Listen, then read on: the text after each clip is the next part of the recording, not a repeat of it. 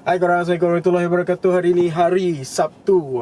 So kebetulan hari ni adalah hari, taklah kebetulan kan, sebab aku memang minta cuti dekat bos daripada hari Sabtu sampailah hari Selasa minggu depan. Sebab apa? Sebab aku punya AL, aku punya You cuti. can say make a phone call, navigate or play. Apa? Okey, tu Do satu you benda. want to go to LD? You could also say for example first or second one. Nampak tak?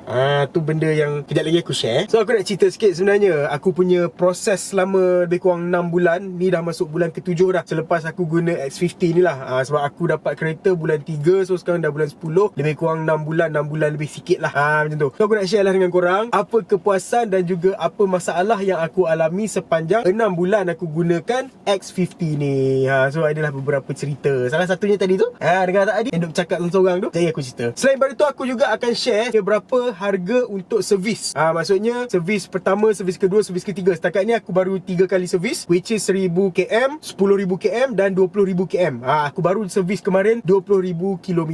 So aku nak share sikit lah dengan korang berapa dia punya budget ataupun dia punya charge untuk 3 kali ni. So korang kena tengok sampai habis. Berbalik kepada topik pertama, iaitu kepuasan memandu atau memiliki sebuah X50. Kalau sebenarnya, kalau korang nak tengok video kenapa aku beli X50, aku pernah upload dah video sebelum ni. Korang boleh tengok lah video tu. Tapi kalau nak cakap pasal kepuasan selama 6 bulan aku guna X50 ni, sebenarnya ada beberapa kepuasan lah. Pertama dari segi pemanduan. Bagi aku pemanduan X50 ni sebenarnya sedap dan juga rasa kukuh lah.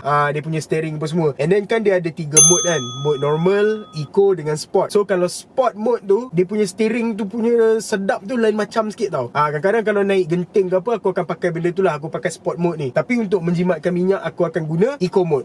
Selain daripada tu, kepuasan lain yang aku rasa adalah dari segi sound system. Sound system dia antara yang aku rasa macam not bad untuk sebuah kereta dengan harga macam ni. Okay lah, aku beli flagship dengan harga sekian-sekian, tapi aku dapat beberapa teknologi yang aku rasa macam sangat berbaloi dengan harga dia. Harga dia taklah terlalu mahal gila, tapi dia punya specs, dia punya teknologi, dia punya safety, ciri-ciri keselamatan apa semua, memang aku rasa macam not bad untuk harga tu.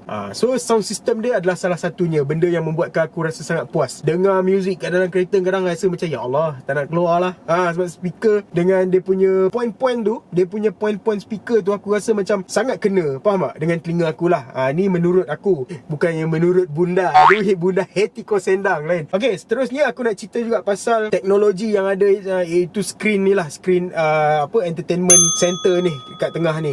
Basically sekarang ni sebenarnya dah boleh update software, tapi aku tak update sebab aku baca beberapa isu berkaitan dengan update terbaru tu. So aku masih pakai yang lama lagi, yang asli, yang asal punya since aku beli. And then aku rasa berpuas hati sebab dia punya tu, aku tak nak sebut. Kalau sebut dia menjawab banyak bunyi bising. So dia punya match dengan aku punya suara bila aku buat permintaan apa-apa. Contohnya nak suruh buka tingkap, tutup tingkap, sejuk sangat ke, panas sangat ke, aku nak suruh cari jalan, direction ke mana-mana ke, dia boleh buat dengan agak tepat juga. Sebab mungkin accent dia dah adjust untuk accent Malaysian kan, aku rasa mungkin lah kot. So aku rasa benda tu membuatkan aku rasa puas hati lah. Okay, cukup lah untuk benda-benda yang memuaskan hati. Sekarang ni aku nak bagi tahu sikit beberapa benda yang aku rasa macam kurang puas sikit lah. First kali adalah, tapi ni nak kata tak puas hati sangat pun tak ada juga, sebab benda ni memang aku dah alert dah. Dari segi apa orang cakap, minyak. Benda ni sebenarnya harga minyak dan juga penggunaan minyak dia agak keras jugalah. Okay, sambung kat sini. Untuk penggunaan minyak dia sebenarnya agak kuat juga sebenarnya. Aku pernah buat video pasal penggunaan minyak untuk X50 daripada Selangor ke Perlis waktu aku balik raya hari tu. So korang boleh tengok lah, ada video aku share kat sini. Lepas tu aku rasa untuk perjalanan jarak jauh sebenarnya dia boleh dikatakan agak jimat lah, bagi aku lah. Sebab sebelum ni aku drive Myvi dengan minyak sebanyak RM80 untuk, lebih kurang lah RM80 untuk dari Klang Valley ke Perlis. Dan bila aku naik X50 pun sama juga, aku isi RM80 non-stop, tak payah berhenti isi tambah apa. Macam Myvi aku kena stop untuk tambah lah, sebab waktu dari start aku akan isi RM60 untuk Myvi. Lepas tu bila dah sampai dekat Citra macam tu, aku akan isi lagi. So lebih kurang RM80. Tapi dengan X50 ni, bila Bila aku drive straight daripada Selangor ni, Lembah Kelang ke Perlis, RM80 tu aku boleh sampai rumah. Lepas tu ada baki lagi. Jadi aku rasa untuk jarak jauh sebenarnya not bad juga sebenarnya lah. Cumanya untuk perjalanan jarak dekat ataupun yang apa orang cakap city drive ni, aku rasa mungkin sebenarnya makan minyak kuat sebenarnya.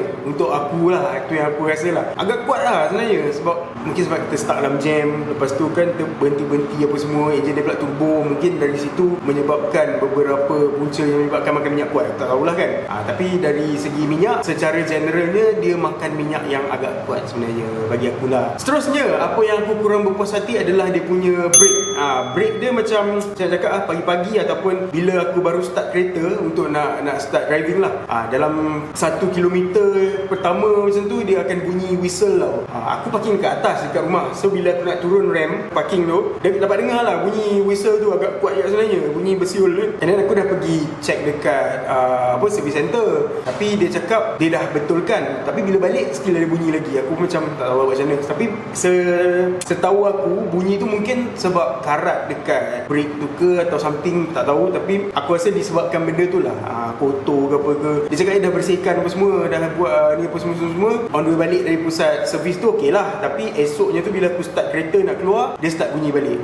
So aku macam kurang puas hati kat situ sikit. Mungkin Proton boleh do something untuk upgrade ataupun tambah baik benda tu supaya tak berlaku dalam keluaran-keluaran yang seterusnya kan. Yalah, mungkin walaupun orang cakap benda kecil, tapi kadang-kadang kita takut juga sebab benda kecil tu lama-lama akan jadi punca kepada masalah yang lebih besar. Jadi aku harap Proton akan ambil berat untuk benda ni pasal brake tu. Cukuplah pasal apa yang aku puas hati dan tak puas hati. Jadi sekarang menuju ke arah benda yang aku nak share. Macam yang aku cakap lah, aku nak share pasal aku punya jumlah bayaran untuk servis. Banyak 3 kali servis ni lah. Sebab aku dah servis yang 1000 km, 10,000 km dan juga 20,000 km. So kita pergi ke 1000 km punya servis dulu. 1000 km punya servis aku kena bayaran sebanyak RM216.65. Lepas tu dah habis dah drive semua 10,000 km, aku pergi servis lagi sekali 10,000 km pula. Harga untuk servis adalah RM275.55.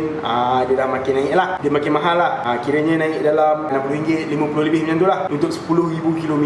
Kemudian untuk servis kali ketiga, which is 20,000 km, aku kena bayar RM397.30. RM397.30. Jadi jumlah dia terus meningkat lagi lah. Sebab bila servis yang kali ketiga ni, lagi banyak benda lah yang dia akan repair ke ataupun betulkan ke ataupun dia servis ke. Jadi kita pun memang, aku rasa ramai yang dah sedia maklum mengenai peringkat-peringkat untuk servis ni. Jadi aku rasa mungkin ramai yang dah get ready jugalah untuk jumlah-jumlah bayaran ni. Jadi ketiga-tiga servis ni setakat ni dah 3 kali aku dah bayar sebanyak RM889.50 untuk 3 kali servis sampai 20,000 km.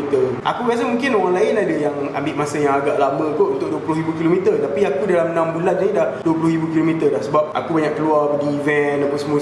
Lepas tu aku suka travel jalan apa semua, buat road trip lah apa semua. So mungkin that's why aku punya jumlah mileage tu dah banyak lah, walaupun baru 6 bulan lebih macam tu. So macam aku cakap tadi lah, total untuk servis 3 kali ni adalah RM889.50. Jadi aku harap benda ni dapat membantulah untuk kita semua, especially kalau korang yang mungkin baru plan nak beli X50 ke, mungkin tengah duk tengok-tengok berapa harga nak kena bayar untuk apa pun cakap servis ni. Sebab servis pun penting juga, bukannya setakat kita kena bayar bulan-bulan duit installment ke apa. Servis pun penting kat sebenarnya. Mungkin berguna juga untuk korang yang dah buat first service, belum buat second service dengan third service. So aku harap video ni bermanfaat lah untuk korang, untuk kita semua. Okay, nanti kalau ada apa-apa update lagi aku akan share lagi. Setakat ni baru 6 bulan macam yang aku share tadi lah. In future aku tak tahulah apa yang akan berlaku. Harap-harap tak adalah benda-benda pelik yang berlaku kan. Walaupun kita dah tak tengok macam-macam isu dekat grup Facebook apa semua, tapi kita sama-sama doakan supaya semuanya berjalan lancar untuk kita semua pengguna dan juga pemandu X50. So nanti aku update lagi bila dah mungkin setahun ke ataupun 9 bulan ke. Tengoklah macam ni, insyaAllah kalau ada rezeki. So thank you so much kepada yang tengok pada awal tadi sampai habis. Jangan lupa tengok 2 video kat sebelah ni dan jumpa lagi dalam video seterusnya. Bye.